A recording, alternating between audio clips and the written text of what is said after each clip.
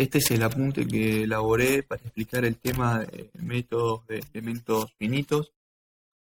Comienza con una pequeña introducción que tiene una intención motivacional, de explicarle al alumno por qué esto es necesario, por qué es necesario aprender elementos finitos. Y uno, cuando en el ámbito ingenieril se suele encontrarse con problemas en los que la primera estrategia para atacarlos es intentar simplificar el sistema o el problema que se esté resolviendo. A veces dentro de esa simplificación uno puede lograr hacer subdivisiones del problema y lograr elementos claramente diferenciables. Estoy hablando de los elementos cuyos nexos son los nodos. Un ejemplo claro de esto es estructuras reticuladas, donde los elementos son las barras y los nodos son los encargados de unirlas. Este tipo de problemas puede ser abordado, por ejemplo, con teorías de resistencia de materiales, que es una de las primeras cosas que aprendemos nosotros en la carrera. Pero otras veces esta subdivisión en elementos no es tan sencilla ni salta a la vista tan claramente, y de intentar hacerse esta subdivisión puede llevar a una solución en ecuaciones diferenciales con derivadas parciales, que van de la mano de el concepto de sistema continuo. Este tipo de problemas tiene la particularidad de que las ecuaciones que lo dominan deben ser satisfechas en todos y cada uno de los puntos del dominio, por lo que intentar resolverlo implicaría resolver infinitas variables con infinitos grados de libertad, hablando de cada uno de los puntos del dominio. Ahí se hace evidente la utilidad de este tipo de métodos de elementos finitos, que consisten en discretizar este dominio en una cantidad finita de elementos decidido por el usuario, que puede ser tan grande o tan pequeña como uno quiera, dependiendo de la exactitud con la que uno quiera, o de la precisión con la que uno quiera resolver el problema, pero uno tiene la capacidad de controlar justamente esto, que es el número de variables a resolver en el problema. El apunte sigue hablando de presenta la ecuación de Poisson. De hecho, la presenta casi que por encima, debido a que los alumnos ya van a estar familiarizados con esta de materias anteriores como mecánica de medios continuos, o incluso en esta misma cátedra también se trabajó en los primeros trabajos prácticos utilizando esta ecuación y aplicando, por ejemplo, el método de diferencias finitas para solucionar un problema de transmisión de calor tanto en 1D como en 2D. Como dice acá, esta es una ecuación que modela correctamente el comportamiento de muchos sistemas físicos, como pueden ser problemas relacionados a la elasticidad, a la transferencia de calor o al flujo de agua en un medio poroso. Si se quiere tener un desarrollo un poco más exhaustivo de cómo trabaja esta ecuación, acá se sugiere leer el apunte de transferencia de calor con el nombre MEV 2017, que está dentro del repositorio de la cátedra. Dentro de la idea del método de residuos ponderados, lo que se sabe es que uno tiene, como se dijo, una ecuación que domina el problema físico, tanto en el dominio como en el contorno. En el dominio es llamado A de phi, que en este caso phi es la variable, y B de phi en el contorno. Existen distintos tipos de condiciones de contorno, que pueden ser tipo Dirichlet, que es cuando uno impone el valor de la función incógnita, tipo Neumann, donde se impone el flujo que entra o sale del dominio, según la ley de Fourier, y también existen condiciones mixtas. Lo particular de esto es que esta ecuación que domina el comportamiento del fenómeno tanto en el volumen como en el contorno, se cumplen en todos y cada uno de los puntos. Esta igualdad a cero se cumple siempre. Esto quiere decir que si esta función es igual a cero, por más que se la multiplique por una función de ponderación o peso, que en este caso se llama W, el integrando, en este caso, va a seguir siendo cero, y al integrar eso, obviamente vamos a volver a obtener cero. Lo mismo pasa con el contorno. Por eso es completamente válido esta igualdad. Decir que la integral de una función de peso por una función que es igual a cero exacta es cero, sumado a otra cosa que por el mismo motivo es cero. Lo que estoy diciendo, esto es válido y perfectamente aplicable. Estas condiciones, como digo, que la función en el volumen y en el contorno sean cero, son necesarias para el cumplimiento de esta expresión. Lo que se parte de hacer ahora es la discretización del dominio. Justamente como les comentaba, uno lo que intenta es dejar atrás el modelo de continuo y pasar a un número finito de elementos definidos y decididos por el usuario. Entonces, la función incógnita deja de ser exacta y se la sustituye por una aproximación. Esta aproximación es la suma de unos coeficientes por el momento desconocidos, multiplicados cada uno por una función de forma que llamamos con el nombre n. Es decir, la primera función de forma n1 estará multiplicada por el coeficiente phi sub 1, lo mismo con la función n2, y así sucesivamente, dependiendo de la cantidad de elementos que nosotros tengamos o hayamos discretizado el dominio. Entonces ahora la ecuación original va a ser reemplazada por en lugar de usar la solución phi exacta, vamos a reemplazarla por la phi aproximada, donde como ahora estamos trabajando con la aproximación de la función, evaluar la función que domina el fenómeno físico en la solución aproximada ya no dará cero, sino que dará una aproximación a cero. Y por eso se utiliza este símbolo cuando se escribe esta expresión con la solución aproximada. Y de acá podemos usar esta idea para explicar la importancia de las funciones de peso o ponderación, que son las que llamamos W. Antes de eso, un pequeño comentario. Cuando uno impone condiciones de contorno Dirichlet, lo que está haciendo es imponer directamente el valor de la función en el contorno, y por más que se esté trabajando con una aproximación, la aproximación va a ser idénticamente igual al valor exacto de la función. Por lo tanto, cuando se integre esta función multiplicada por cualquiera sea la función de ponderación, esta integral sí va a ser igual a cero en forma exacta, lo que no va a ser lo mismo con condiciones de contorno tipo Neumann. Bueno, como les comentaba, lo primero lo que vamos a hacer a continuación es explicar la importancia de estas funciones de peso o ponderación. ¿Qué es lo que pasa? Que puede ser que algunas funciones de forma pasen inadvertidas, como se dice, no funciones de forma, sino algunas funciones con residuos ponderados pasen inadvertidas una única prueba de amplificación arbitraria.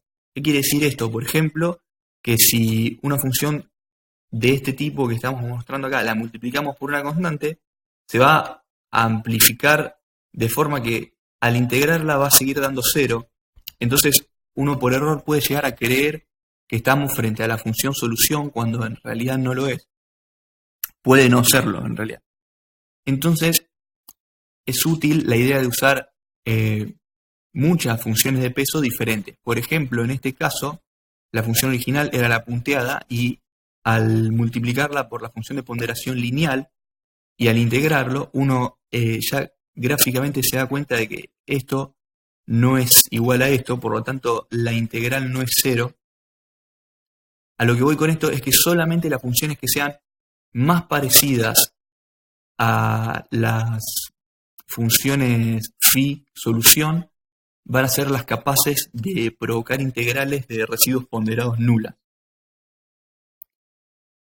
Entonces, comenzando ya un poco con lo que es elementos finitos en sí y residuos ponderados, uno lo que hace es meter la expresión de la función solución aproximada dentro de la función A, que era la que dominaba el problema físico. Recordemos, era la ecuación de Poisson, multiplicarla por una función de peso e integrar. Esto es un trabajo algebraico en el que uno empieza a desarrollar esto y termina logrando poder escribir el problema de forma matricial, donde la matriz que se llama de rigidez es la que va a incluir las integrales de las funciones de ponderación con parte de la ecuación original que implica que incluye funciones de forma. En el vector de incógnitas va a estar lo que eran incógnitas desde un principio, es decir, los coeficientes phi que van a estar multiplicados por las funciones de forma y van a dar la expresión para la solución aproximada de la ecuación, y un vector de términos independientes donde también quedan implicadas las funciones de ponderación con un término q que es parte de la ecuación original, la de Poisson. Ahora lo que uno pasa a hacer es definir funciones de forma y peso.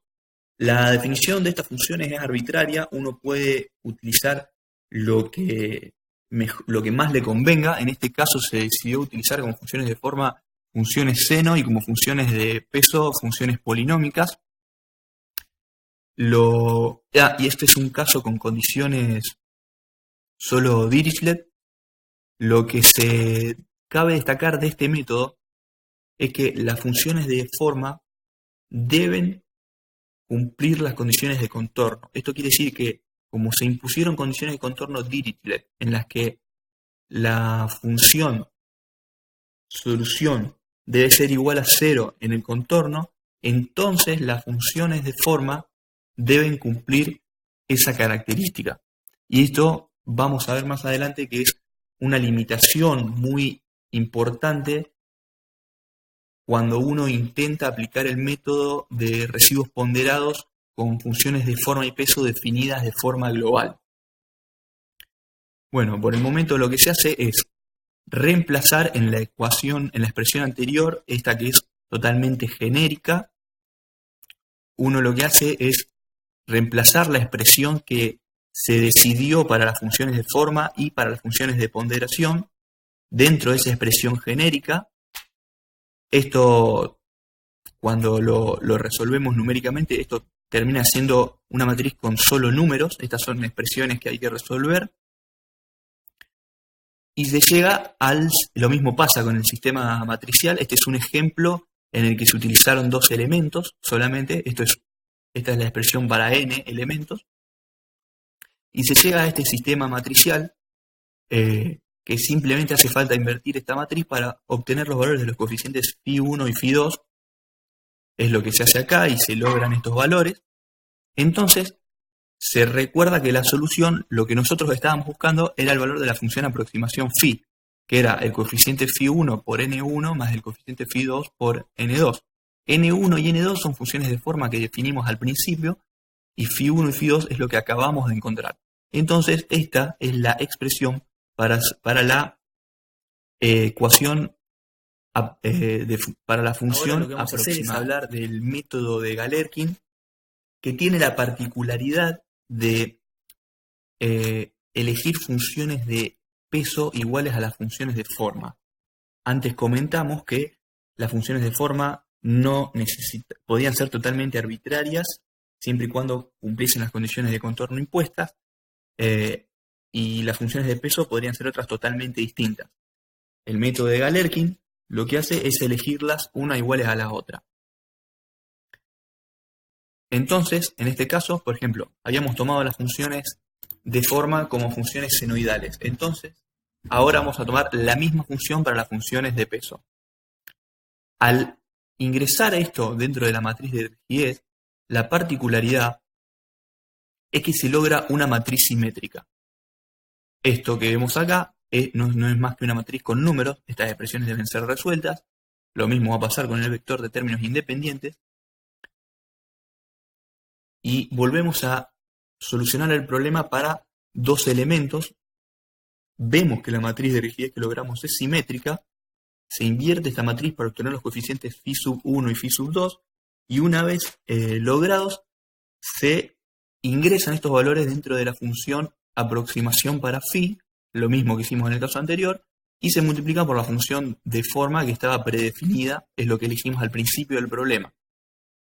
Esta es la expresión de solución que buscamos, la expresión aproximada, por supuesto.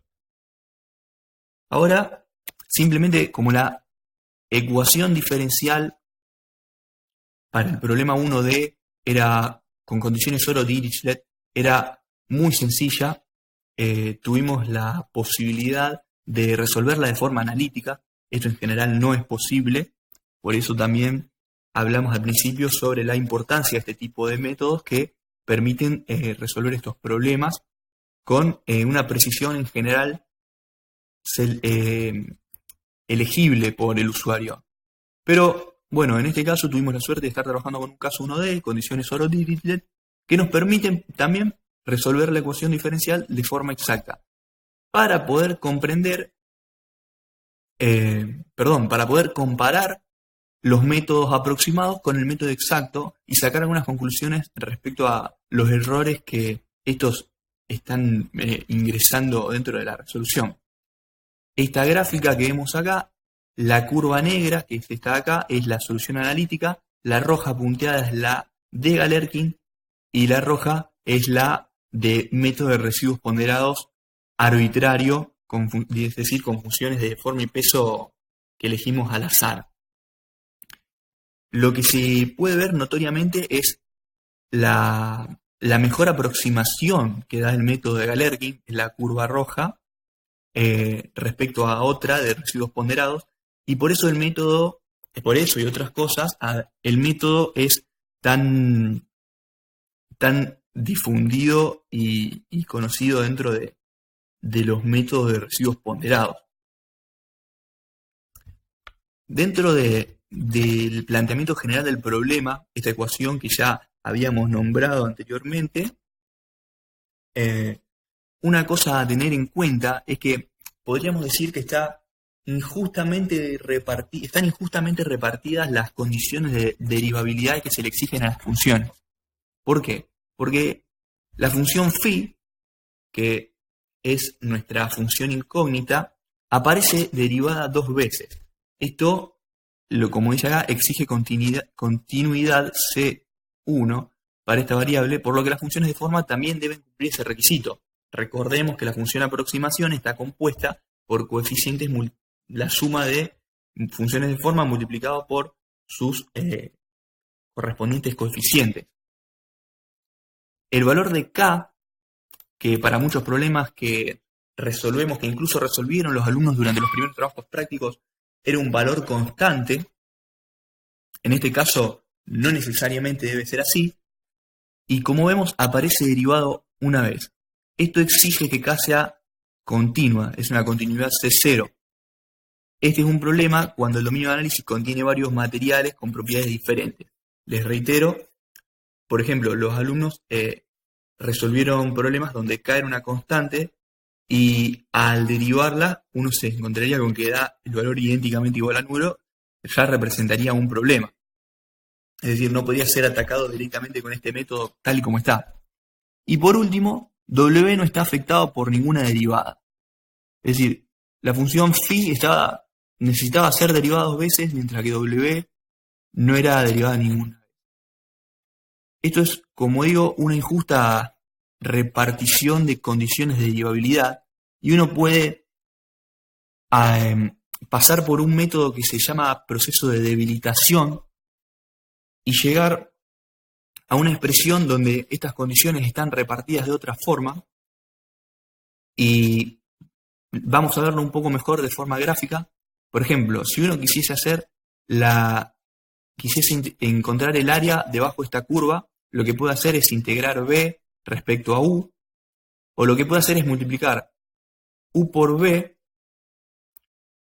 y restarle la integral de U respecto a B, que es esta parte azul, y nuevamente estaríamos encontrando la parte roja. Este es el secreto, por decirlo de alguna forma, detrás del método de debilitación. Aplicamos esto, haciendo un trabajo algebraico y analítico, vamos despejando y simplificando expresiones, y llegamos a una nueva expresión que es la siguiente. En esta hay que destacar que cambiaron las condiciones de continuidad. Ahora, tanto W como Phi aparecen derivadas una única vez, y desapareció la derivada sobre K. Esto lo que permite es que ahora K sea, además de ser una función discontinua, también pueda ser, que es muy útil cuando se trabaja con distintos materiales, que también pueda ser una constante. En el caso anterior, esto puede tomarse como una desventaja. En el caso anterior se podía elegir cualquier tipo de funciones de peso, incluso algunas discontinuas. Esto ahora ya no es posible porque como las funciones W están afectadas por una derivada, deben ser continuas necesariamente. Y la variable phi ha desaparecido del contorno donde el flujo de calor está prescrito, es decir, donde se imponían condiciones de contorno tipo Neumann. Un caso particular, si fuese, por ejemplo, uno de los contornos esté dado como aislado, donde el flujo es cero, también desaparece de la forma débil la condición de Neumann impuesta, es decir, estamos hablando de una condición de contorno natural. Y este flujo que vemos como flujo sub cero, Q sub cero, se calcula a posteriori. Esto es decir, una vez que se resuelve el problema, que se encuentran los coeficientes phi que nos permiten rearmar la función aproximación phi con sombrero, digamos, es la que siempre llamamos como aproximación.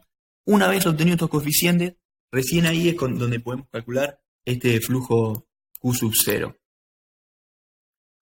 Ahora lo que se va a hacer es discretizar la forma débil, es decir, nuevamente, esta era la expresión para todo el dominio, tanto para el volumen como para el contorno. Lo que se va a hacer ahora, como dijimos ya anteriormente, es discretizar ese volumen en distintos elementos. No es más que el trabajo algebraico parecido al que vimos antes. Y presentamos un nuevo ejemplo en el que ahora podemos imponer una condición tipo Dirichlet en uno de los extremos y una tipo Neumann en el otro extremo. Esta es una de las ventajas muy importantes de haber debilitado el método respecto a cuando teníamos el caso más genérico, que usábamos condiciones solo Dirichlet. Así que pasamos a la resolución. Definimos en este caso una función, una aproximación polinómica. Para las funciones, como funciones de forma, elegimos funciones polinómicas, es decir, 1, x, x cuadrado, etcétera, depende de la cantidad de elementos que hayamos elegido para el sistema. La matriz, reemplazamos estas funciones dentro de la matriz de rigidez, las reemplazamos dentro del vector de términos independientes y resolvemos. Nuevamente, le reiteramos, estos son números, estos también, y no hace falta más que invertir esta matriz para obtener los coeficientes phi. Es lo que se hace en este caso. Y se obtiene la función aproximación phi, que esta es la solución. Una vez calculado esto, teníamos la expresión para Q sub 0, que dependía de phi. Entonces, como phi ya fue hallada, ahora puede ser derivada y hallarse el valor de Q sub 0. Lo mismo se hace, como mencionamos anteriormente, es posible encontrar la solución analítica para este problema tan sencillo, y se hace lo mismo que en el caso anterior para poder comparar las soluciones En este caso, muy particular, se da la característica de que la solución aproximada coincide con la solución exacta, es decir, el error es 0. Esto, si bien habla sobre la precisión del método, es un caso muy particular, no quiere decir que siempre vayamos a encontrar una función aproximación que coincida con la función solución exacta. La definición local de las funciones de forma y peso. Habíamos hablado de que las funciones de forma se definen en todo el dominio. Lo que puede hacerse, es decir, un paso más dentro del método, es definir de forma local las funciones de forma. Hablamos de forma y peso porque ya estamos directamente hablando del método de Galerkin, donde las funciones de forma coinciden con las de peso. Definir localmente estas funciones implica que en el nodo en cuestión la función valga 1 y que valga 0 en el resto de los nodos. En este caso, por ejemplo, si elegí una función de tipo lineal, no necesariamente puede ser así, se trabajará así en este apunte, pero si se indaga un poco más sobre el tipo de funciones de forma, puede verse que no necesariamente tienen que ser lineal, pueden ser de tipo cuadrática o tipo cúbicas, pero bueno, en este ejemplo las vamos a trabajar tipo lineales. Como les comentaba, la particularidad es que valen 1 en el nodo en cuestión y 0 en el resto. Por ejemplo, n1 vale 1 en el nodo 1, n2 vale 1 en el nodo 2, n3 vale 1 en el nodo 3, y todas tienen la particularidad de que valen 0 en el resto de los nodos. Esto quiere decir que sobre un mismo elemento, por ejemplo, veámoslo aquí, entre el elemento que está comprendido entre los nodos 3 y 4 está definida esta parte de la función n3, pero en el mismo elemento definido entre los nodos 3 y 4 también está definido esta parte de la función n4. Es decir, sobre un mismo elemento están definidas dos funciones que se entrecruzan de esta forma. El método de Galerkin aplicado a esta forma débil con esta numeración local, lo que intenta hacer en esta parte del apunte es guiar al alumno en la resolución algebraica que se va desarrollando, pero la vamos a pasar por alto para no perder tiempo en eso, sino simplemente resaltar que por estar aplicando el método de Galerkin vuelve a lograrse una matriz de rigidez simétrica. Recordemos nuevamente que estos son números, son expresiones que deben calcularse y se llega a un valor numérico. Lo mismo pasa con el vector de términos independientes. Al resolver estas ecuaciones se llega a un valor numérico. Y la matriz de rigidez que se logra para este tipo de problemas, es decir, para aplicar el método de residuos ponderados, particularmente la forma débil y con el método de Galerkin, se llega a una matriz de rigidez muy particular que tiene esta forma que se ve acá. Tiene elementos de tipo 1 y 2.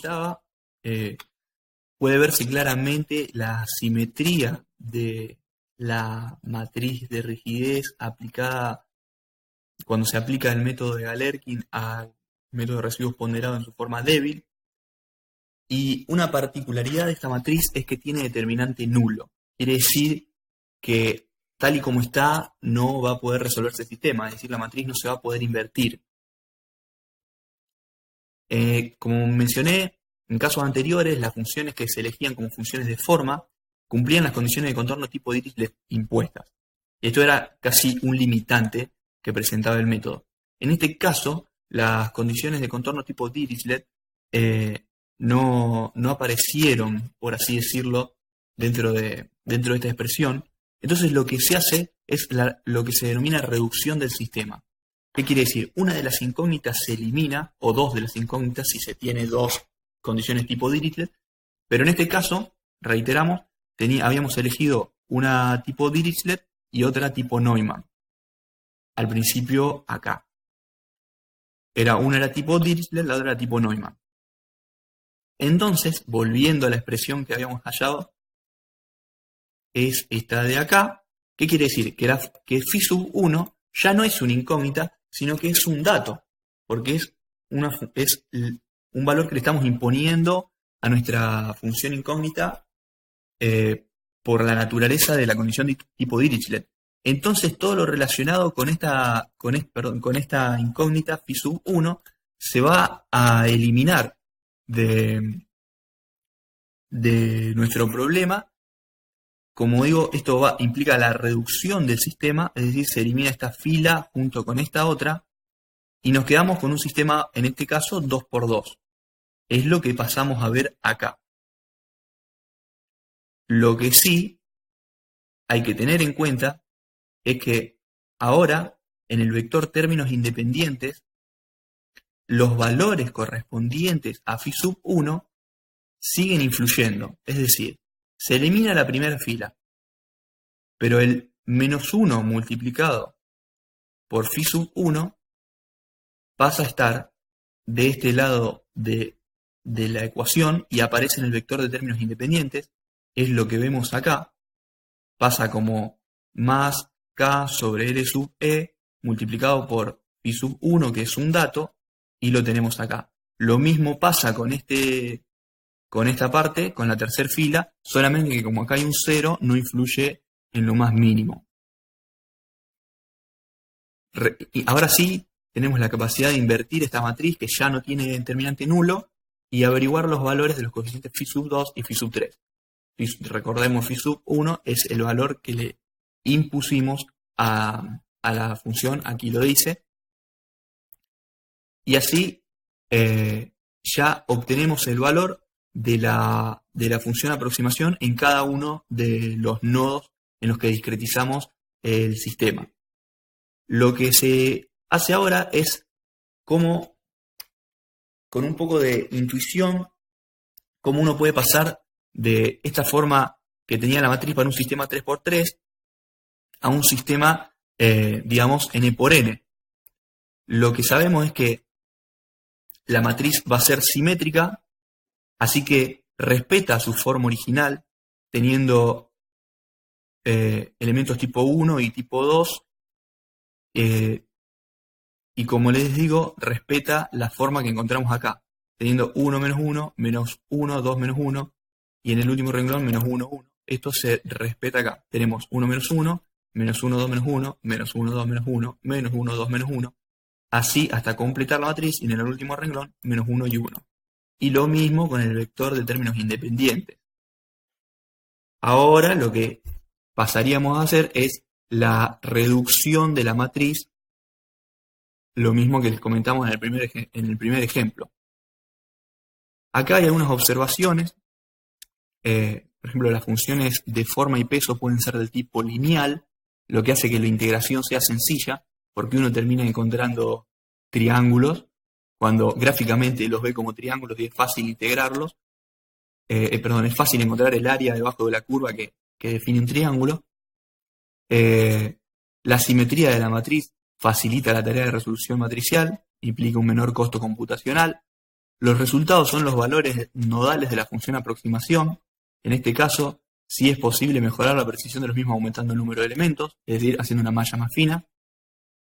Las condiciones tipo Dirichlet se imponen mediante reducción del sistema. Ya no es necesario elegir desde un inicio funciones de forma que las verifiquen. Las condiciones de contorno tipo Neumann aparecen directamente como el valor de flujo impuesto en el vector de términos independientes y no es necesario derivar la función que se obtiene como aproximación como en casos anteriores. El método de Galerkin tiene asociado un alto grado de precisión de los resultados. Esto no quiere decir que el método de Galerkin siempre sea el mejor. Existen otro tipo de métodos de residuos ponderados, como por ejemplo el de colocación por subdominios.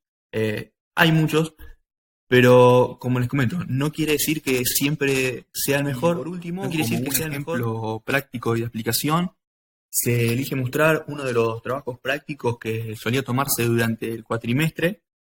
De hecho, este es el que hice yo cuando cursé la materia, en el que esto que se ve acá representa una figura 2D, donde las celdas celestes son el volumen, las verdes son el dominio donde el contorno donde se definen condiciones tipo Neumann, y las amarillas donde se definen condiciones tipo Dirichlet. Esto puede ser cambiado, por supuesto, definir Dirichlet arriba y abajo, y Neumann en los costados, o la combinación que uno quisiera, siempre y cuando no sean todas tipo Neumann, por supuesto.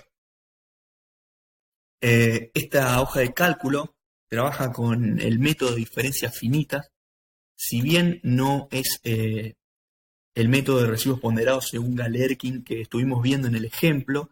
Creo que puede resultar de mayor interés mostrar este. De hecho, el método de diferencias finitas es un caso particular del método de residuos ponderados cuando se seleccionan un tipo específico de funciones de peso. Uno pasa de un problema, del problema en una formulación integral a una diferencial. Pero como les digo, me parece interesante poder mostrar la resolución de este ejercicio porque no solo tiene la capacidad de ir modificando paramétricamente el tipo de condición de contorno y también la generación. Este es un problema aplicado a transferencia de calor. También permite imponer generación de calor interno.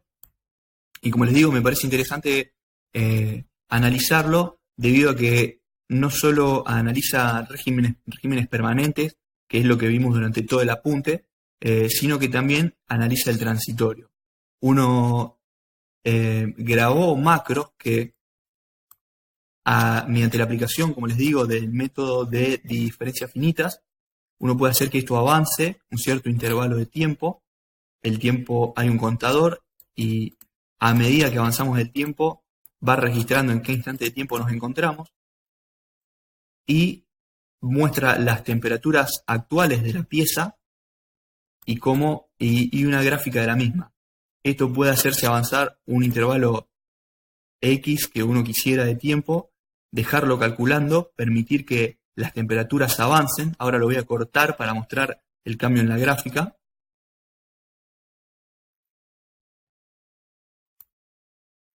Lo que uno logra es que el comportamiento de la temperatura de la pieza vaya avanzando hasta que, si esto avanza el tiempo suficiente, ya no va a haber variaciones en las temperaturas y va a pasar de estar en un régimen estacionario a uno permanente. Como les digo, decidí mostrar este ejemplo debido a que tenía esta particularidad que permitía mostrar analizar tanto el régimen estacionario tanto el régimen transitorio como el permanente, mientras que hacer esto con el método de residuos ponderados de Galerkin, por ejemplo, que es el que vinimos mostrando durante la presentación, es un poco más complejo y ya escapa a los alcances de esta presentación.